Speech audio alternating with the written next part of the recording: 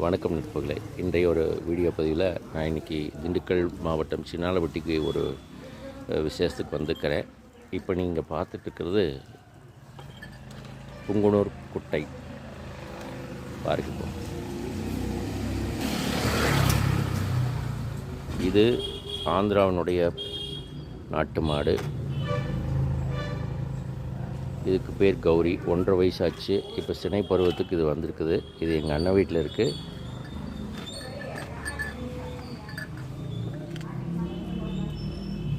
இப்போ காலையில் இதுக்கு தீவனமாக அடர் தீவனம் வச்சுருக்காங்க. அது போக வாழைக்காய் நறுக்கி போட்டிருக்காங்க.